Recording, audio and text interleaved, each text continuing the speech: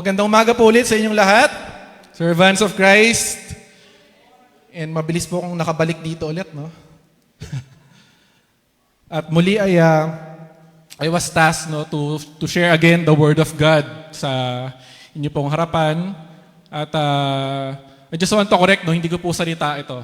Salita po ng Panginoon. So ginagamit lang po tayo para ibahagi kung ano yung gusto iparating sa atin ng ating Panginoon. So, muli, binabati ko ang lahat. And of course, gusto ko ring batiin, no, yung mga nandyan sa FB Live na patuloy na sumasama po sa atin. So, unahin ko po si Ate Vicky. Yan, mga patuloy na sumusubaybay. Sila Ate Tess Galvez, sila Ate Gina Lynn. Morning po, sila Ate Nati Bitoon, sila Ate Tessie Buanda. Si Olga and Asap po ay sumasama rin po sa atin ngayong umaga. No? And sila Ate Jo Chris and si Kuya Ayan din ay nanonood. So, yun. Makinig lang po kayo dyan. And nawa ay i-focus po natin yung ating mga sarili. Even nandyan po kayo sa mga bahay ninyo, ay tayo po ay makinig, no, ng salita ng Diyos. At maging dito, no? So, samahan niyo po ako at hanggang sa huli ay sana ay wala pong makaidlip dahil mukhang uulan na naman po. No? So medyo malamig ang ating panahon. Okay, so handa na po ba tayong tanggapin ang salita ng Diyos ngayong umaga? Amen po ba? Mukhang walang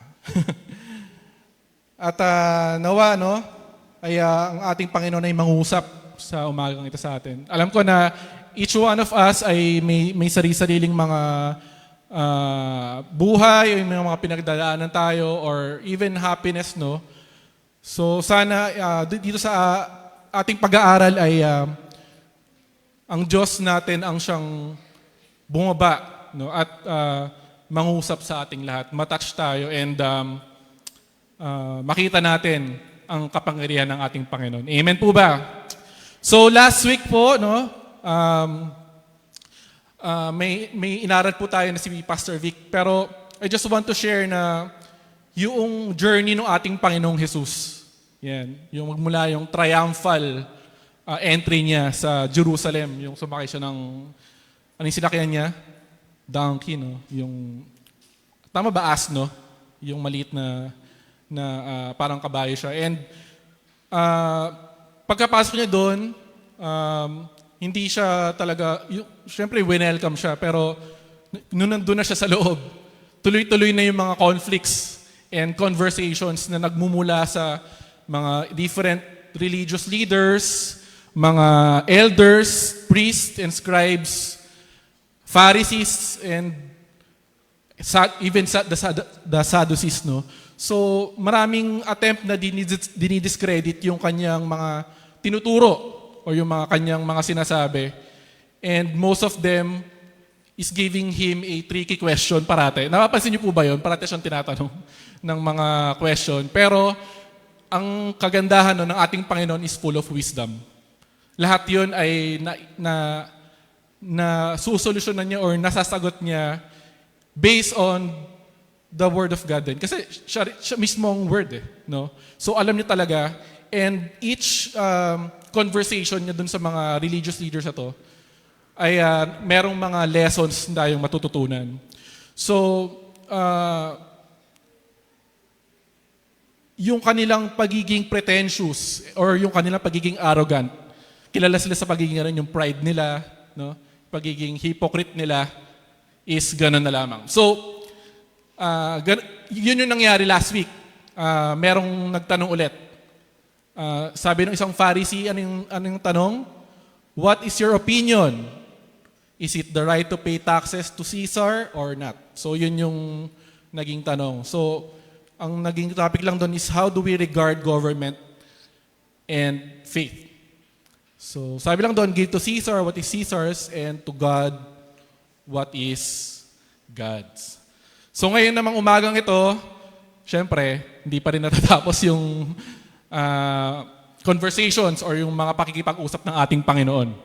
So sa umagang ito, dadaan na naman ulit si Jesus sa isang question and answer portion. So, tingnan natin kung ano yung mangyayari sa kwentong ito and tingnan natin kung ano yung makukuha nating lesson. Sige po, tayo po ay tumayong lahat at babasahin po natin ang scripture sa Gospel of Luke. Ito ay manggagaling sa Luke 20:27 to 40. Though meron siyang ibang parallel chapters sa Matthew and Mark, so we are going to read this gospel according to Luke. Sige po, samahan niyo po ako sa pagbabasa. Some of the Sadducees who say there is no resurrection came to Jesus with a question. Teacher, they said, Moses wrote for us that if a man's brother dies and leaves a wife but no children, the man must marry the widow and raise up offspring for his brother. Now there were 7 brothers. The first one married a woman and died childless. The second, then the third married her. And in the same way, the 7 died, leaving no children. And finally, the woman died too. Now then, at the resurrection, whose wife will she be, since the 7 were married to her? And this is the reply of Jesus. The people of this age marry and are given in marriage. But those who are considered worthy of taking part in the age to come and in resurrection from the dead will neither marry nor be given in marriage. And they can no longer die, for they are like the angels. They are God's children, since they are children of the resurrection. But in the account of the burning bush, even Moses showed that the dead rise, for he calls the Lord the God of Abraham and the God of Isaac and the God of Jacob. He is not the God of the dead, but of the living, for to him all are alive. And some teachers of the law responded, Well said, teacher, and no one dared to ask him any more questions. Tayo po yung manalangin at tumingin ng gabay sa ating Panginoon. Lord, muli nagpapasalamat po kami sa umagang ito. We acknowledge your presence, Lord, and we invite you, Lord, in our midst, Panginoon. Lord, sa umagang ito, Panginoon, ay kami po ay humihingi, Panginoon, ng patnubay at gabay sa amin pong pagninilay-nilay, sa amin pong pagbabasa at pag-aaral ng Diyos pong salita.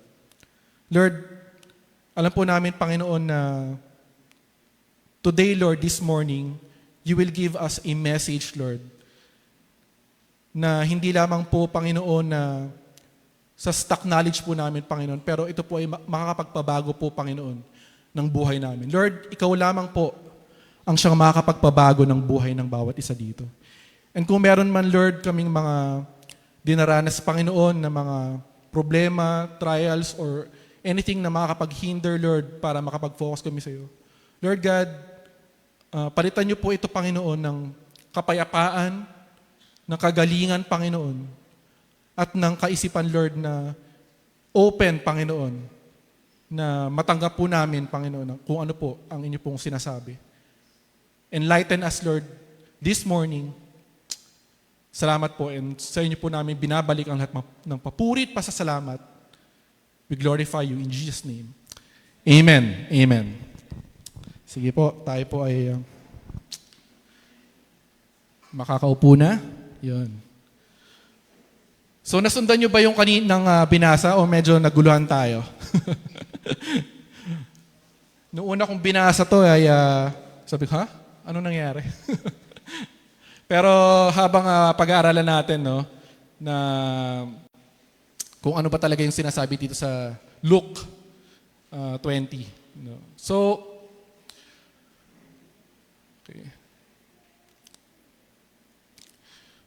So sige. So tayong mga Christians, it takes a lot of faith, no, or courage to believe that Jesus rose again from the grave.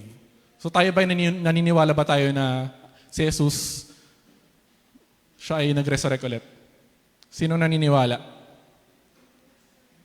Nako, parang may So di naman natin nakita si Jesus, no, na bumangon at muling nabuhay, pero naniniwala tayo na siya ay muling nabuhay.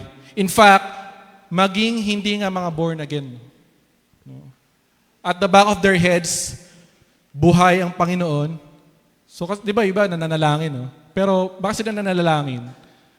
Because alam nila, no, narinig sila. May someone na nakakarinig sa Kanya. Kaya at some point, naniniwala tayo, pero hindi lang natin alam ang pinaka parang theology nito. Pero mostly, all of us believe that Jesus is alive. Tama po ba? Jesus is alive. Pwera na lang kung atheist ka, no? Talagang hindi ka naniniwala sa Diyos, no? And also, the resurrection, na kaya niya tayong buhayin muli. Sino naniniwala na pag tayo namatay na kaya niya tayong buhayin muli? Amen. Yan. So, naniniwala tayo. So, may naalala lang akong kwento, no? So, magkikwento na naman ako. Sana mag-guess niyo po, no? So, naalala kong may isang lalaki. So, narinig ko lang po tong kwentong na to. Na namasyal sila sa Israel. So, sinama niya yung kanyang mother-in-law.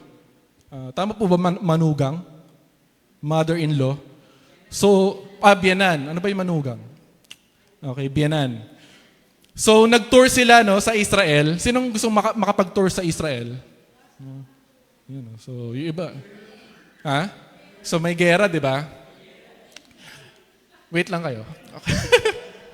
At sa kasamaang palad, nung nagtutour na sila sa Israel, no, ito kasi dati pang kwento to, wala pang gera. So, erase nyo muna yung may gera.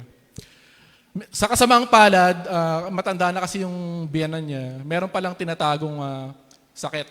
No?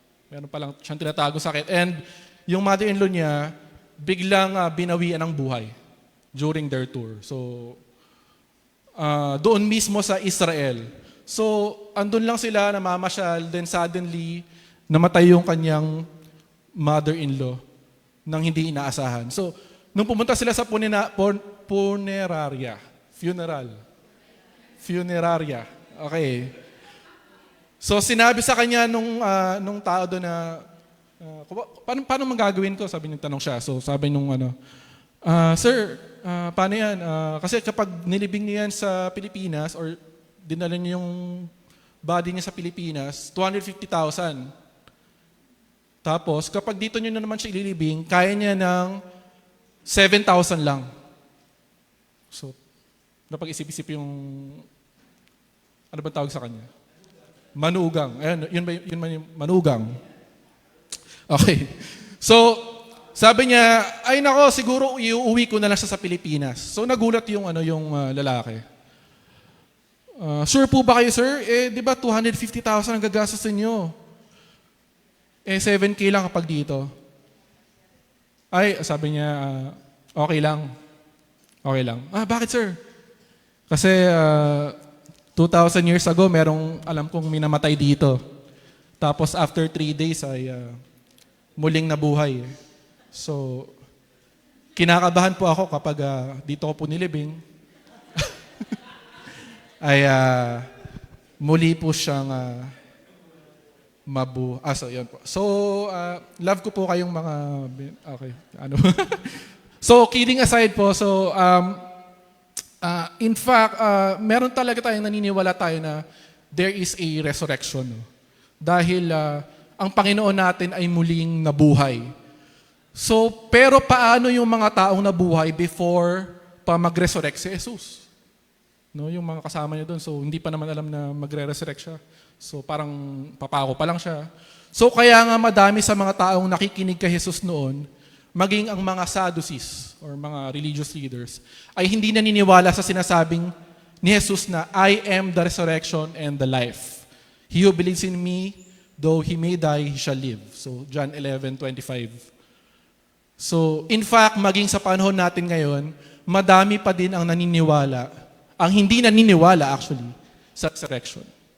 So, yung mga hindi nagtaas ng kamay dyan, baka isa kayo dun. So, siguro kayo yung isa sa mga Sadducees na... So, sa pag-aaralan natin ngayong umagang ito, this is my question.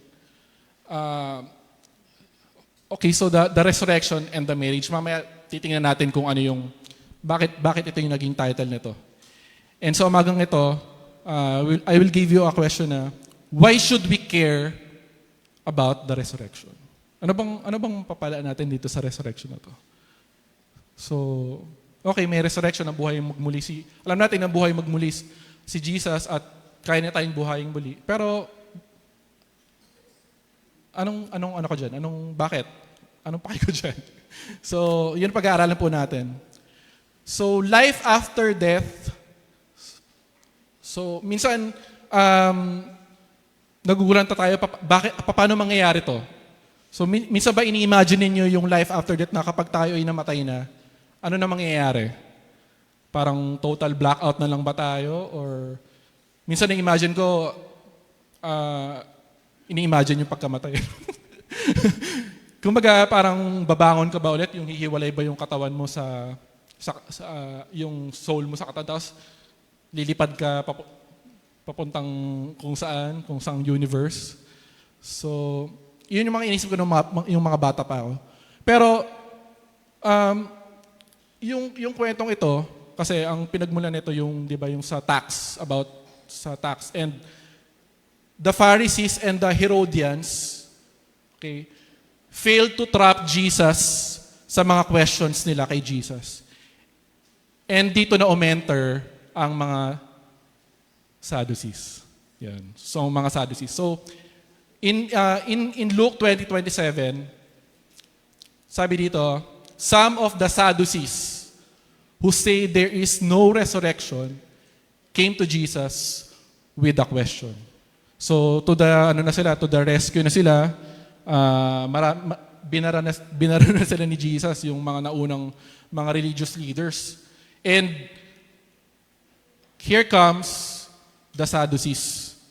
Yan. So, sino ba ang mga Sadducees na to? Okay, so to give you just a little background lang, they are a religio-political group that held a great deal of power among the Jews in Israel. So they are mostly priests. So natatandaan niyo yung tinuro ko dito about Caiaphas, yung pinaka-leader, isa sa mga leader ng priest, na kunyari concern niya is yung peace nung lugar na yon, yung Israel. Pero ang totoo niyan, he's serving the Roman government because of politics, sa politika. And these Sadducees is a member of a Jewish sect. So a group of conservative religious leaders. So mga elites to, mga aristocrats, and they honored the Pentateuch. Alam niyo po ba yung Pentateuch? Yung Pentateuch is yung composed of the first 5 books of the Old Testament. Yan. So, una, Genesis, Exodus, Leviticus, Numbers, and Deuteronomy. Yan. Buti may sumagot naman. So, they are using this as a scripture.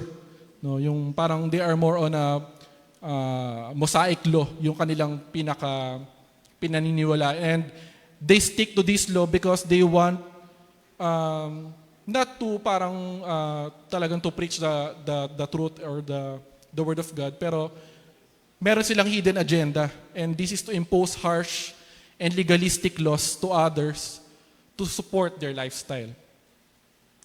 And today maraming mga ganyan, na masyadong rationalistic, masyadong legalistic yung mga turo. So, they also did not believe in the resurrection. Yun.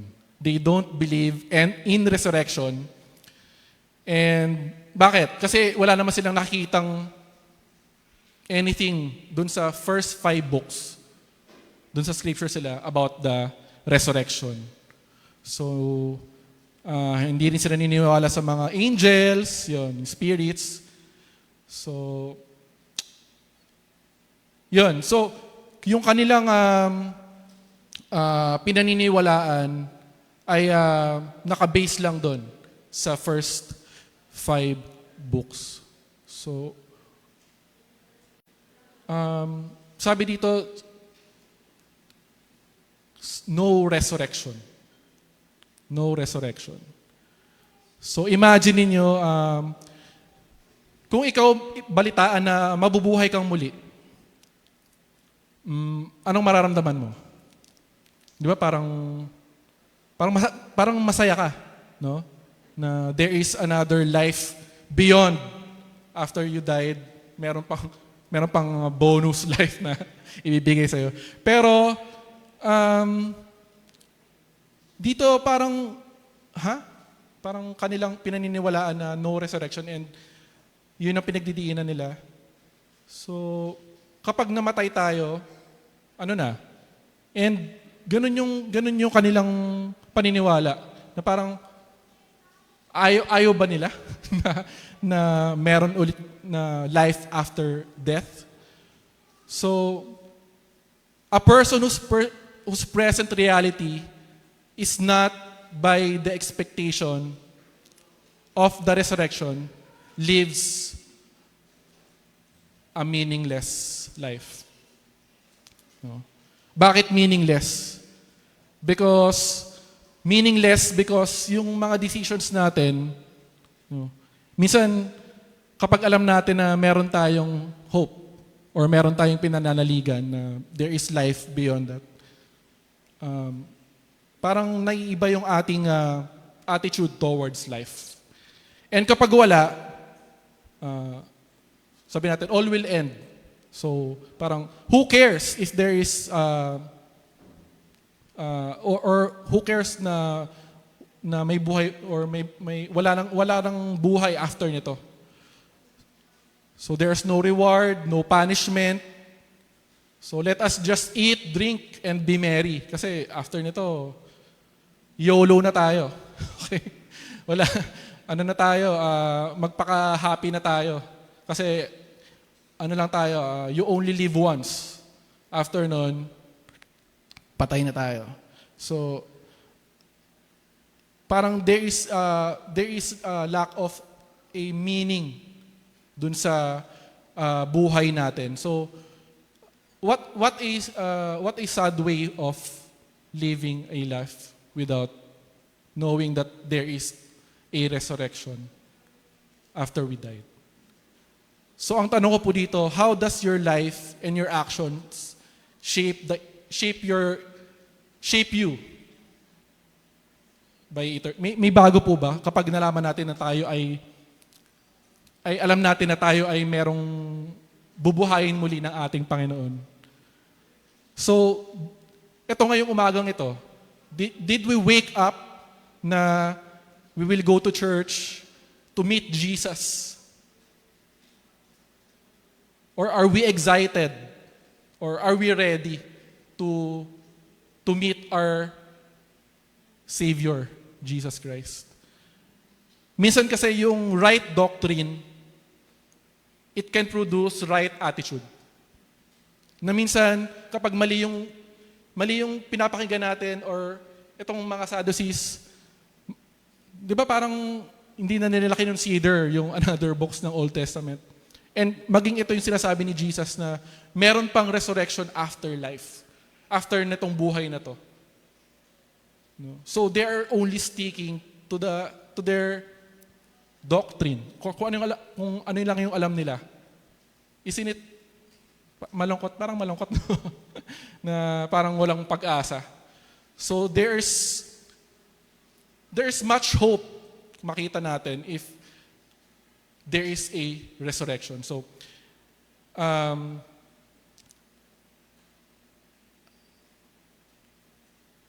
so why should we care about the resurrection. So my first point po is, it gives meaning to our lives. It gives meaning to our lives.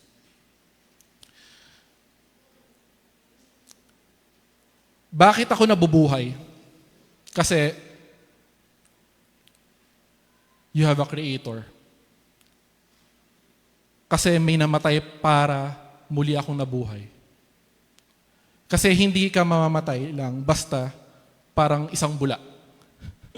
Or parang dumating ka lang sa Pilipinas or sa mundong ito, then muli kang, and then wala ka na ulit.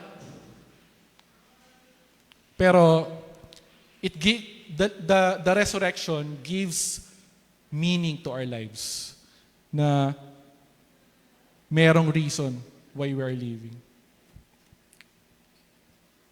And that is because we will have to meet, or we can meet again, our Creator and our Savior. So sa buhay natin ngayon, katulad ng tanong ko kanina, no?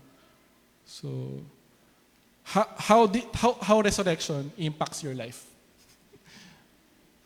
So let's reflect on that question. Okay, so let's move on. Okay. So ito na yung kanilang question or part of conversation nila. Sabi nila, "Teacher," they said, "Moses wrote for us that if a man's brother dies and leaves a wife but no children, the man must marry the widow and raise up offspring for his brother." Yan. So, nagets ba natin yan? Noong una, hindi ko rin magets. Pero, merong pinaghugutan dyan. Kasi sabi nung Sadducees, "Teacher," sabi, "Moses wrote." So, ibig sabihin, humugot siya doon sa favorite nilang book, which is manggagaling sa Deuteronomy 25 verse 5. Yan. So, dito nila kinuha yun.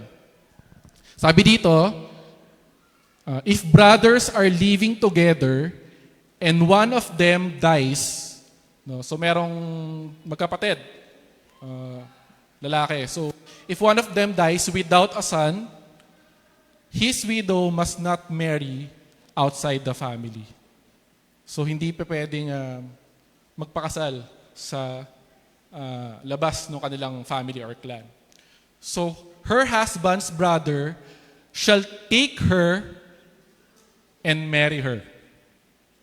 So, yung asawa ng kapatid niya, okay, nung siya ay, pag siya ay namatay, siya naman yung magiging next na asawa. So, and marry her and fulfill the duty of a brother-in-law to her. Yun. So, meron, sa culture po kasi nila, may tinatawag po tayong levirate marriage. Yun yung kanilang tawag doon. So, para siyang custom of an ancient Hebrew and sa mga tao doon. So, parang isa type of marriage po kasi na, yun nga, yung sabi ko, yung brother, if namatay, no, obligado, no, obligado yung next na kapatid na pakasalan yung naiwan niyang asawa. Yun. So, levirate marriage has been practiced by societies with a strong clan structure in which exogamous marriage or outside of the clan is forbidden. So, hindi po nila pinapayagan dito sa levirate marriage yung magpakasal outside. So, exogamy, yun nga, yung outside. Pag endogamy, pwede. So, na-research ko rin po na okay din po pala itong ano na to, yung marriage na to. Because in that time po kasi, sabi doon, the law protected women who were left alone, yung mga naiwan pong asawa, because in their culture, they are usually, wala silang kakayanan, no, na masuportahan yung kanilang mga sarili. So parang, para masuportahan yung sarili nung naiwan, aakuin nung another brother. Yan. So, ang next na sinabi ng mga Sadducees dito is, nagbigay sila ng question or ng scenario or hypothetical question. Sabi dito, now there were 7 brothers. The first one married a woman and died childless. The second and the third married her, and in the same way, the 7 died, leaving no children. Finally, the woman died too. Now, at the resurrection, whose wife will she be, since the 7 were married to her? So kanina pinag-usapan lang natin, 2 magkapatid. So dito naman, ang binigay nilang scenario, ilang magkakapatid to? 7. So, lahat ng mga from 1st to 7th, naranasan yung scenario na inasawa, tapos namatay, tapos childless yung ano. Tapos yung second naman, namatay yung asawa, tapos wala na namang anak, tapos namatay na naman yung, ano ba ito, sumpa ba? Parang pati hanggang sa pinakadulo-dulo, yung pinaka-7th, namatay din. And even, sabi, even the woman died too. Okay, so, wala pong natira, lahat sila na tsugi. Lahat po sila na tsugi po. So grabe naman yung nito, yung scenario naman nitong Sadducee, So parang riddle yung kanyang pinapatanong kay Jesus, and he thinks na yung ditong isang hypothetical question na to will trap Jesus, about pag binuhay paano kaya kung binuhay nitong muli or magkaroon ng ulit ng resurrection? Kaninong asawa yung babae? Kasi lahat inasawa siya eh. So, parang pag nabuhay sila ulit, uy, husband too. Husband three, ganyan. So, using the scripture, to trap Jesus, na ang resurrection naman ay parang sinasabi nila, kasi hindi sila naniniwala sa resurrection, parang gusto lang nilang bigyan si Jesus na, parang mapaisip siya na, kanino nga ba siya magiging asawa? So, pero si Jesus, alam na naman niya, so matalino ang ating Panginoon, na gusto lang siyang ipahiya, nung mga Sadducees. And gusto din ipahiya ng mga Sadducees, yung mga Pharisees din. Kasi yung mga Pharisees, naniniwala sila. Parang kabaligtaran sila nung mga Sadducees. Naniniwala naman sila sa resurrection. So, ang kagandahan nito, Jesus didn't walk away. Hindi niya, wait lang, kausapin ko muna si Lord kung ano sasagot ko. No? Jesus did not walk away, but Jesus, again, engaged with them. Jesus engaged to them. Bakit? Bakit di na lang siya, pwede naman niyang, sige, may gagawin pa ako eh. Or tatahimik na lang siya. Pero talagang sasagutin niyo tong question na to. Why? Because the doctrine of the resurrection is a core belief. Is a core belief. Ito ang parang for Jesus, parang napaka-importante ng resurrection na to na hindi matwist or kailangang malaman yung katotohanan. So parang Christianity 101, if something is important to Jesus, listen, if something is important to Jesus, it ought to be important to us.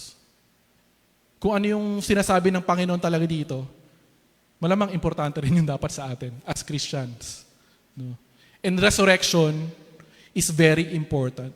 To deny the resurrection is to deny the raising of the dead. And to deny all of sort of things or future reward for the righteous and for the future punishment sa mga wicked. You deny the very faithfulness of God then. to keep His promises, and you deny the hope for those whose loved ones was once lost. Yung mga namatay na natin, tapos sinasabi natin, di ba na, ay, napunta na siya ng langit. Or kasama na siya ni Lord. No? So, dinideny natin yun. And it also denies those who suffer in this lifetime. Na yung iba nagpakahirap, no? Para lang ipaglaban yung faith nila. Na there is a resurrection. So, to deny that Jesus rose from the dead is, yun din yung i-deny natin na si Jesus ay nabuhay magmuli. And kapag ginawa natin yun, uwian na.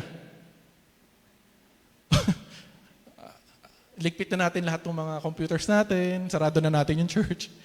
Uwian na. Bakit? Because it makes our faith worthless. Yung ating pinag-aaralan na nabuhay muli si Jesus, okay. Mamaya dadaanan natin yan, yung faith natin magiging worthless. So, caring about the resurrection and doctrine about the resurrection is, tingin natin walang impact sa buhay natin. Pero sa totoo lang, yung resurrection, it can change everything na pinaniniwalaan natin. So, sa next verse, ito na yung reply ni Jesus. So hindi siya tumahimik or hindi siya umalis. He replied, and this is the response of our Lord Jesus. Jesus replied, "The people of this age marry and are given in marriage." So, hinighlight ko po dyan yung of this age. Yan. Marry and are given in marriage. Yung of this age, parang isa siyang present moment. Present moment na tinatawag natin here and now. Here and now. So, ngayon, sabi niya, ngayon, of this age, okay, pwede yan. Marry and are given in marriage. So, sa ibang gospel version, nakita ko sa Matthew 22 verse 29, bago sabihin ni Jesus to, meron siyang sinabi. At ito yung sinabi niya. Sabi dito, Jesus replied, okay, "You are in error because you do not know the scriptures or the power of God." Tapos, siya kanya sinabi dun sa, the people of this age marry and are given in marriage. So dito, sa version na to, ng Luke, hindi to sinama. Pero I just want to give emphasis dito na sinabi ni Jesus na you are in error because you do not know the scriptures or the power of God. So, minsan in our present time, marami din ganito, na nagiging choosy tayo or nagiging or legalistic, or yun, yung sa pag-aaral natin ng scriptures, na minsan, or hindi natin nakikita yung gustong iparating ng ating Panginoon. Yung word niya. We cannot see Jesus. Na mali na pala yung tinuturo natin, or mali na pala yung pinapangaral natin, at kung ano talaga yung gusto niya sabihin. Mamaya pag nangaral, parang matakot tayo, halimbawa ako nagtuturo dito, tapos nandito si Jesus. No? Sabi niya, "Jello, you are in error because you do not know the scriptures." So, okay, uwi na lang ako. Ibabaw ko na yung sarili ko sa lupa. Okay?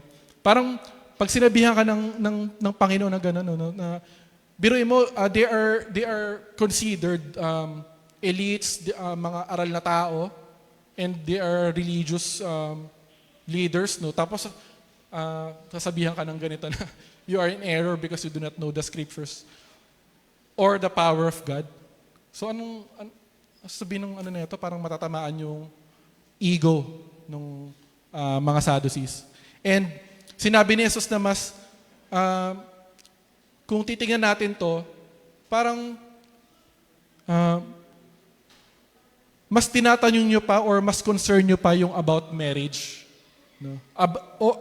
Or mas concern nyo pa yung ibang bagay bukod sa afterlife or dun sa resurrection? Parang mas parang lihis yung kanilang pag-iisip na dahil sa gusto lang nilang tumanong or itrap si Jesus, okay, nawawala sila dun sa talagang concern na dapat i-address. Or minsan, we are wondering what God's kingdom or what God's coming kingdom will be like. Okay. Iba yung kino-concentrate natin ng mga bagay. Or habang nag-aaral tayo ng scripture, sa iba tayo tumitingin. No? Imbis na yung ma-build yung relationship natin more kay Jesus, iba yung motive natin. Minsan,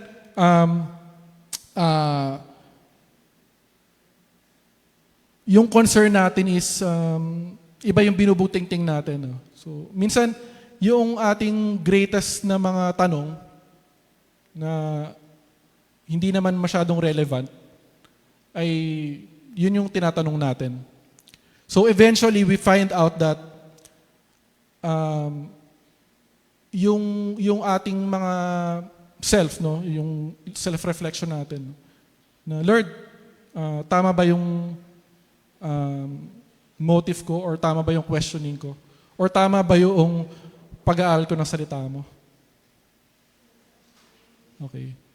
So, hindi nakabase yung ating devotion or yung ating mga ministries or yung ating church service in building the relationship with our God. So, parang nakakalungkot, no? Kapag nililihis. And yun yung pinaka-importante. Yung ma-build yung relationship natin sa ating Panginoon. If lumabas tayo sa pintuan na yan, na walang naging reflection sa atin, walang naging parang naging impact sa atin, or hindi tayo mas napalapit sa ating Panginoon. Parang wala lang. No, parang hindi nangusap sa atin ng ating Panginoon. And then sa verse 35, sabi dito, but those who are considered worthy of taking part in the age to come and in the resurrection from the dead will neither marry nor be given in marriage. So hinighlight ko po dyan, in the age to come. Ano yung kanina? In this age. Tapos ngayon may sinasabi si Jesus na there is another age na darating. And dun sa age na yon, sabi dito, hindi na raw magkakaroon ng marriage or marrying. So, kapag nabuhay tayong muli, no? Kapag nabuhay tayong muli, so yung pag nakita natin ulit yung mga asawa natin, no? Hopefully makita natin yung mga asawa natin. Na parehas tayo ng destination. Okay? So, hindi na siya considered as or asawa mo. Okay. So, mamaya, we will elaborate on that. Kasi, sabi dito, there will neither marry nor be given in marriage na. So, ang nakita kong mga question dito is, who are considered worthy? Sabi kasi dito, but those who are considered worthy of taking part in the age to come. Yan. So, there is someone, or sino ba yung worthy? And ano ba yung age to come na yan? Okay. So, meron din ditong, in the resurrection from the dead will neither marry nor be given in marriage. So, hindi na ba pwedeng magpakasal? Or ibalik sa dati yung asawa kapag muli tayong nabuhay? So, they believe that life after death is just the same like here on earth. Yun yung paniniwala ng mga Sadducees, na yung buhay natin dito ay parang ano lang, parang extension lang. No? Na itutuloy lang natin kapag namatay tayo, tapos babuhay tayo ulit. Ay, tayo pa rin. Okay, we are still the same, ganito pa rin tayo. Jesus' statement does not mean that the people will not recognize their spouses. So wala naman siya sinabi na hindi mo na makikilala yung mga asawa mo. Pag namatay ka, sabihin mo kayo ulit, hindi yung, oy, sino ka? Sino ka nga ulit? Ay, ako yung, so hindi, so parang wala namang sinabi na ganun. So it simply means that we must not think of heaven as an extension nga, no, of life as we know it. So there will be God's new order of things lang. And physically and natural rules won't apply na. Parang meron ditong mga rules and mga physical attributes na hindi na mag-a-apply after life. So our relationship in this life are limited dito habang tayo nabubuhay. Why? Why it is limited? Because we are bound in time. We are bound in time. Yung ating mga asawa, bound in time. Kapag tayo ay natsugi or something, ang kamatayan yung magsasabi na kaya nga till death do us part. No? So minsan bound in time din, no, yung mga ay hanggang ano lang tayo, hanggang 3 months lang tayo. Okay? Yung mga magkakarelasyon. Hanggang 2 years lang tayo. Okay? So, minsan, may mga ganun, di ba, na parang short, ano lang. Ano ba yung short time ba yun?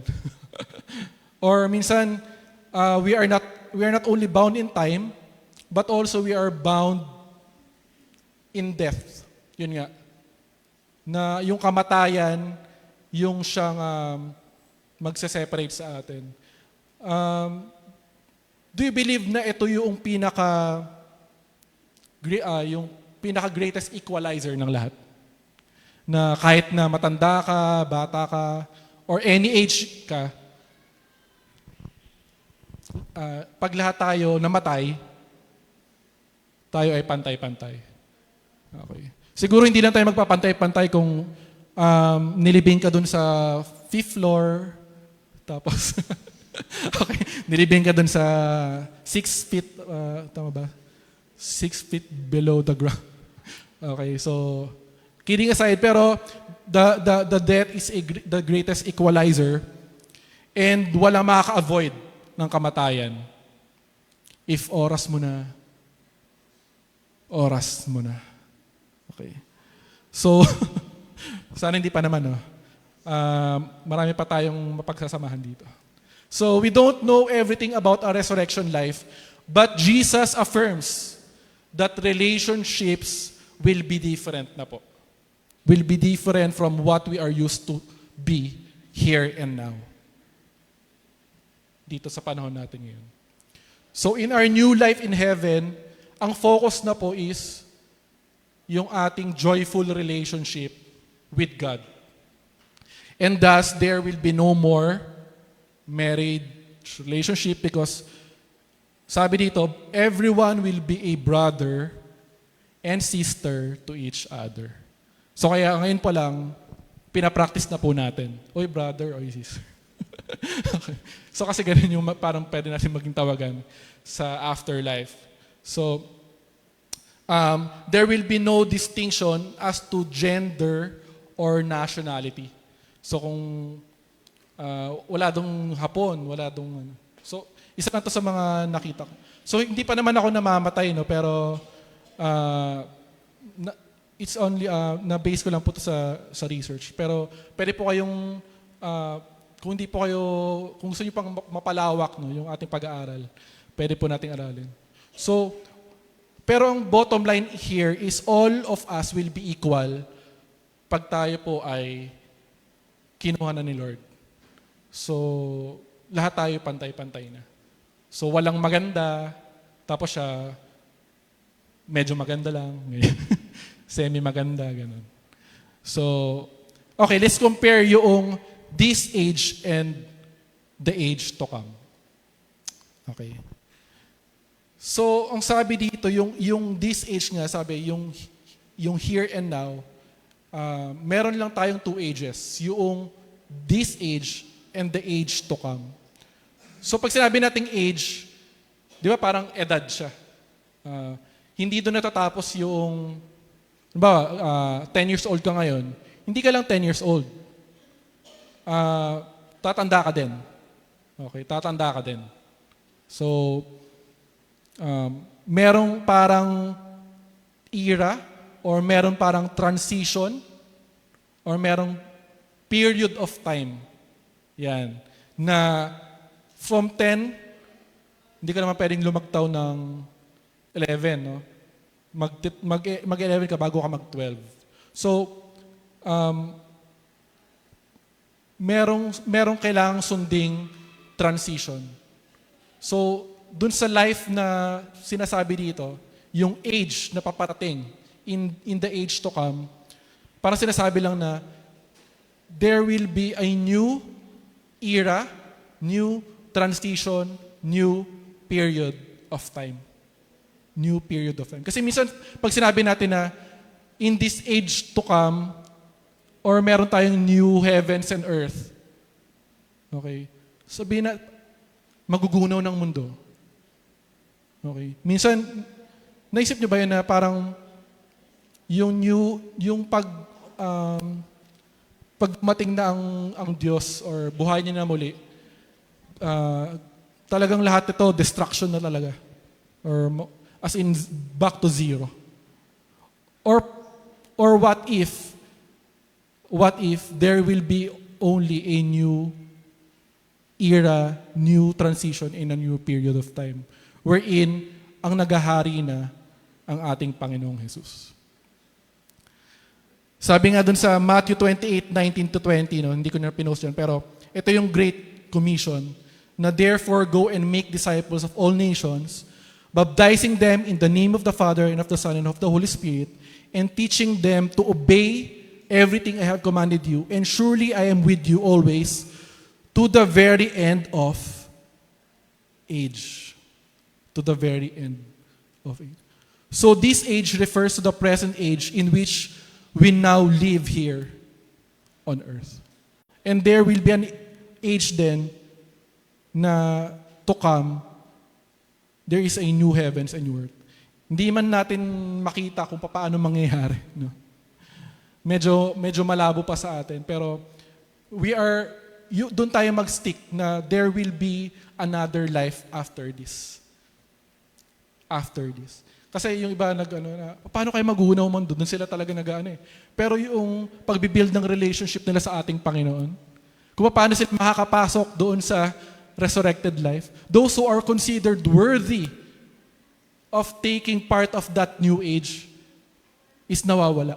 Mas nagfo-focus sila doon sa pagpe-prepare, no? Or paano tayo nalipat ba ito? Ayun. Mas iba yung nagiging focus natin. So, sabi dun sa ating, yung parating sinasabi sa Catholic na Christ has died, Christ has risen, and Christ will come again.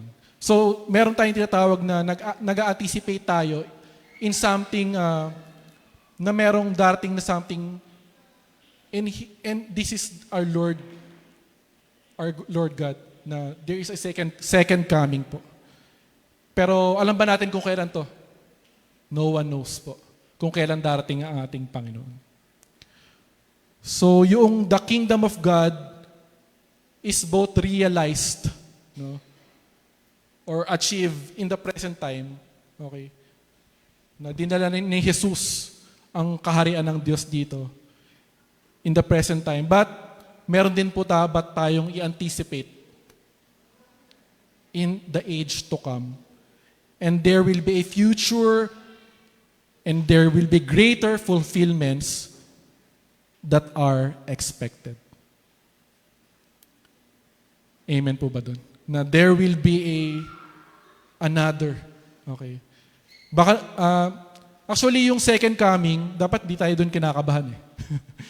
Na natatakot tayo na, uy, paparating na si Jesus or papating na si God. Kasi nga po, parang there will be a meet and greet. Okay. Mamimit mo na ang iyong tagapagligtas, ang iyong Father. No? As Christians, na dapat, parang dapat mag-excited tayo in that day. So, anong connection nito sa marriage? No? So, kinoconnect nila to sa marriage. Eh. So, alam niyo ba na isa sa mga God's greatest gift on earth is marriage po. So, sino dito yung mga nag-asawa na kinoconsider nila na yung ito ay isang great gift from God, yung pag-aasawa. Yan, yung mga asawa. Yan, oh. So, meron ng, tama ba, ikakasal? Hindi sure? Hindi pa. May chance pa. So, di ba, maraming na-excite kapag may magpo-propose. Maraming na-excite pag yung mga girls, di ba, parang they are looking forward to that day na magpo-propose yung kanilang hindi pa pala fiancé, yung kanilang partner para maging fiancé. Okay. Marami rin nagpapakasal kaya yumayaman si Kuya Gil, no? Na maraming mga ano bang a month ang peak bare months, no? Yun. Kung sa construction patay ang bare months kasi tag-ulan ganun. Sa kasalan boom daw. Yan. So, maraming excited no na about marriage and maganda kung healthy, happy marriage. No? And makita natin na merong glimpse of heaven. Makita natin no? About marriage. Nung tayo ay nag-I do dun sa partner natin, parang na-feel mo yung touch of heaven. Yeah. Na parang merong something na this is God's. Kasi po ang marriage is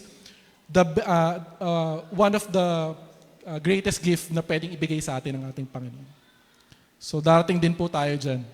Huwag po tayong mag-alala. No?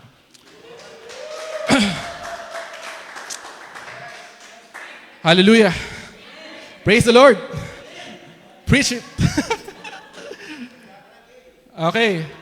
So, parang dun sa ating married life, it gives pleasure. No, na makasama mo yung asawa mo. Pero habang tumatagal, pleasure pa ba? O stressful na? Or treasure na yung gusto mo na ibaon yung asawa mo? Tumahimik ka nga. Ganun pa.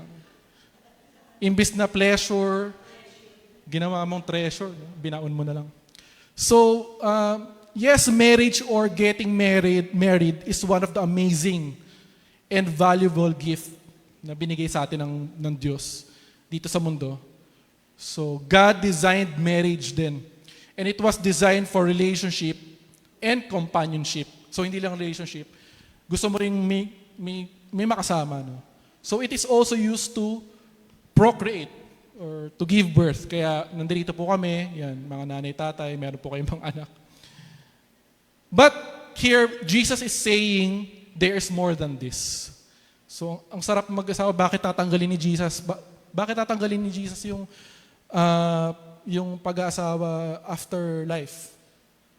So, sabi kasi dito sa nakita kong verse, sa 1 Corinthians 2:9, however, as it is written, what no eye has seen, what no ear has heard, and what no human mind has conceived, the things God has prepared for those who love Him.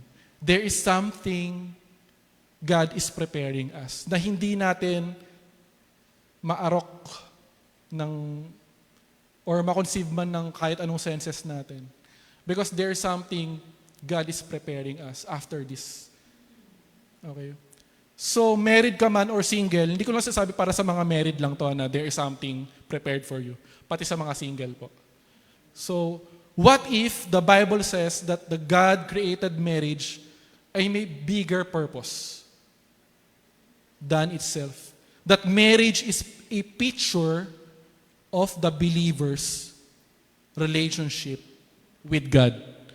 What if itong marriage na to, or yung pinaprepare sa atin ng Panginoon, mas higit pa dun sa gift of marriage na binigay niya sa atin. So tingnan niyo po to. Genesis 2:24. That is why a man leaves his father and mother and is united to his wife, and they become one flesh. So, ang tinutukoy lang po dito, talaga nagsama na yung dalawang magsing irog. No? At iniwanan nila yung father and mother.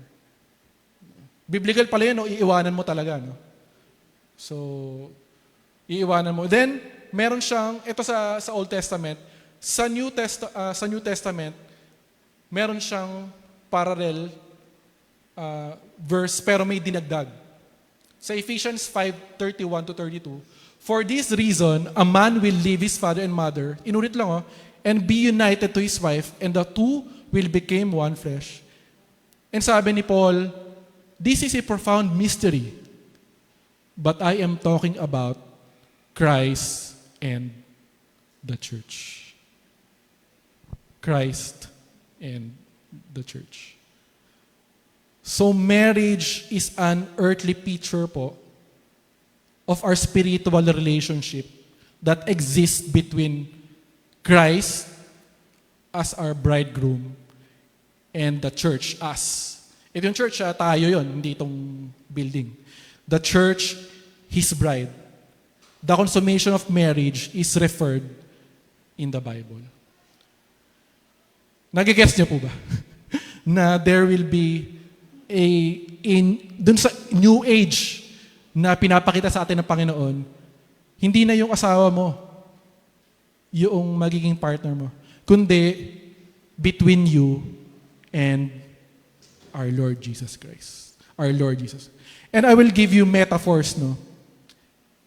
May hinalintulad. So, kanina binigyan ako na po kayo, Christ, the bridegroom, and the church, His bride. So, a husband and wife, one flesh. Ay, bakit ako gumanon? One flesh. We are one spirit with the Lord. Jesus, as the church, is to be subject to Christ as the head. So, the wife is to be subject to her husband. So, you see the similarities. Just as Christ loved the church, so the husband is to love his wife. Just as the marital union results in the children, so the union of Christ and the church will also result to many spiritual offspring to glorify our God. So ang pinaka-bottom line nito, mga kapatid, yung ating darating na age na yung magiging transition is about a relationship with our God. And the point here is, why should we care about the resurrection? Second point, it carries God's best eternal pleasure. There is no, kung meron man tayong pleasure dito na we are enjoying,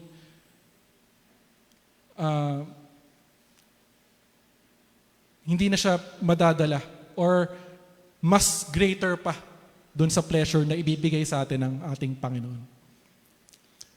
Bakit? Because nasa Kanya na ang lahat. Yeah, Daniel. It reframes every experience on earth. Hindi lang basta tayo wala na or mawala tayong bula, pero there is something more in store for us sa kabilang buhay. Nakasama ang ating Panginoon. Amen po ba? Nakasama natin ang ating Panginoon. So in Luke 20:27-40, Sabi dito, and they can no longer die, for they are like the angels. They are God's children, since they are children of the resurrection. See? Anong promise dito? They can no longer die, for they are like the angels. So tinamaan din ni Jesus yung angels, which is hindi naniniwala ang mga Sadducees. Okay. So they are God's children. Since they are children, we will be already the children of God. So yung ating next life here is hindi tayo yung magiging parang multo, no, na pag namatay tayo magwaway. Meron tayong magiging new glorified bodies. Okay? Wala na yung sakit natin, wala na yung mga pimples natin, hindi na yung mga wrinkles natin, mga kulubot natin sa katawan. Okay.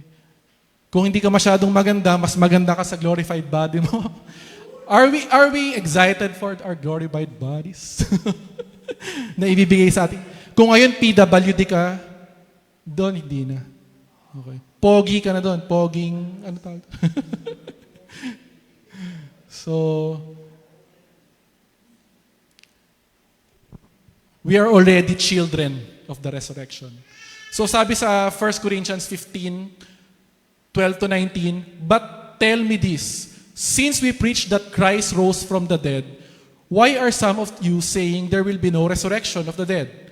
For if there is no resurrection of the dead, then Christ has not been raised either. And if Christ has not been raised, then all our preaching is useless, and your faith is also useless. And we apostles would all be lying about God, for we have said that God raised Christ from the grave. But that can't be true if there is no resurrection of the dead. And if there is no resurrection of the dead, then Christ has not been raised. So parang paulit-ulit tayo, no? Pero ganun talaga yung pagkakasulat. And if Christ has not been raised, then your faith is useless and you are still guilty of your sins. Kung ang Panginoon na hindi muling nabuhay, walang saysay ang ating pananampalataya. At ang pinakamasamang balita nito, you will still be on your sins. Kung ang Panginoon na hindi muling nabuhay, wala tayo ngayon dito sa church, wala tayong mapipreach dito, at walang saysay po ang ating pananampalataya. Your faith is useless. Because the resurrection of Jesus Christ is the cornerstone of our Christian faith. So kung di ka naniniwala na si Jesus ay nag-resurrect, wala kang pananampalataya. Kung hindi ka naniniwala, para kang Sadducees. Sad, no? Sad. Ang sad. Kasi sabi dito, we are more to be pitied than anyone in the world. Kawawa ka. We are more to be pitied than anyone in the world. Okay. So pwede siyang huminto sa verse na to, pero may dinagdag pa po siya. Okay. Sabi dito, but the account of the burning bush, even Moses showed that the dead rise, for he calls the Lord the God of Abraham and the God of Isaac and the God of Jacob. So saan niya kinote to? Exodus 3:5 verse 6. So kumuha si Sadducees ng scripture sa Pentateuch, sinagot din ni Jesus from the scripture na nasa loob din ng Pentateuch. So sabi dito, ito yung sa burning bush eh. And ito yung may gustong iutos ang ating Panginoon kay Moses. Sabi dito, do not come any closer. God said, take off your sandals, for the place where you are standing is holy ground. Then he said, ito yung sinabi, I am the God of your father, the God of Abraham, the God of Isaac, and the God of Jacob. At this, Moses hid his face because he was afraid to look at God.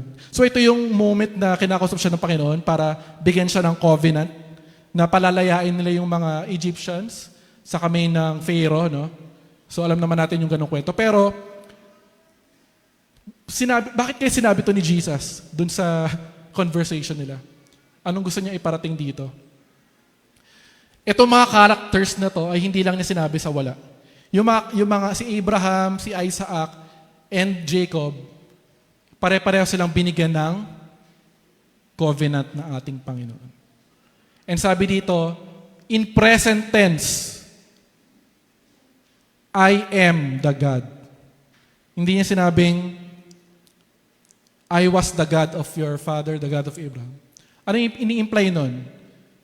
That sa kasalukuyan, siya pa rin yung Diyos nila hanggang sa ngayon.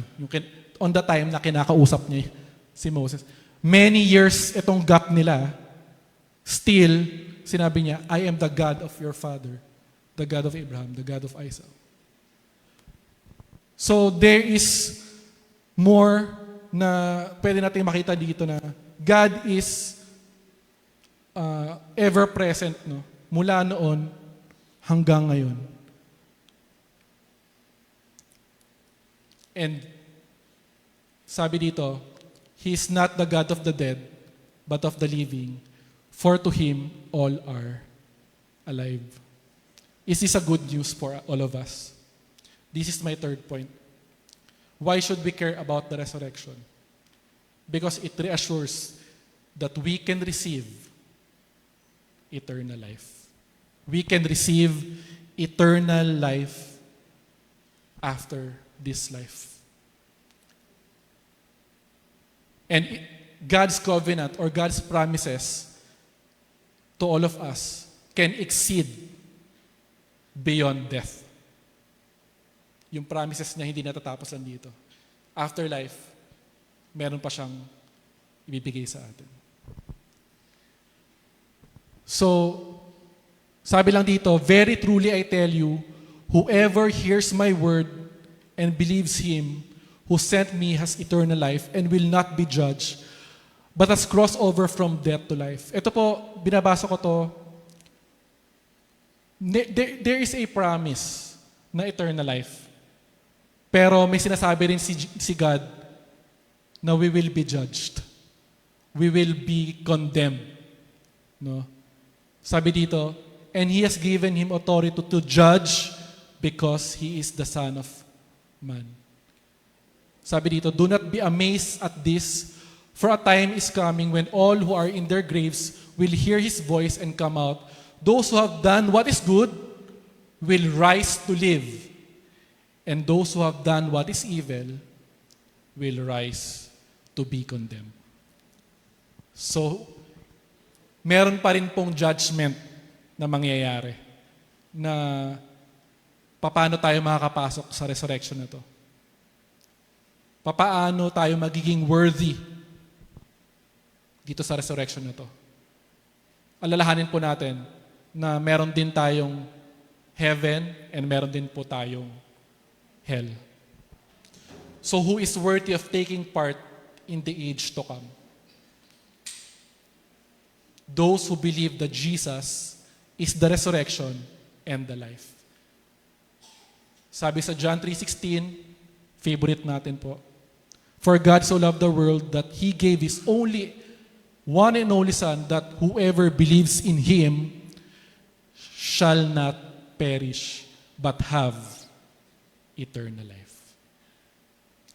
So as a challenge po para sa ating lahat,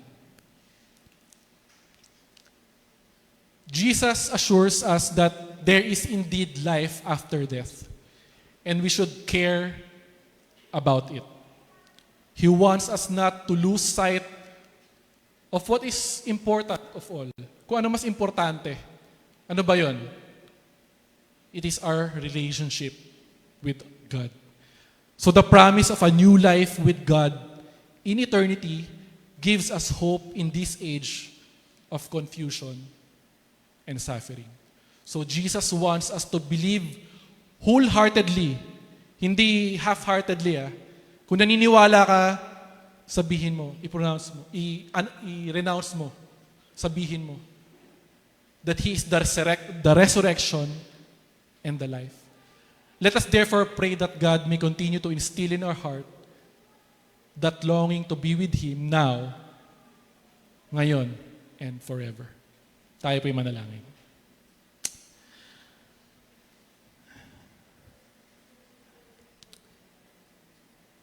Yes, Lord, salamat po, Panginoon, sa muli, sa oras na to, na, again, meron po kaming natutunan, Panginoon, sa inyo pong mga salita. Na kami po ay hindi lamang po nabubuhay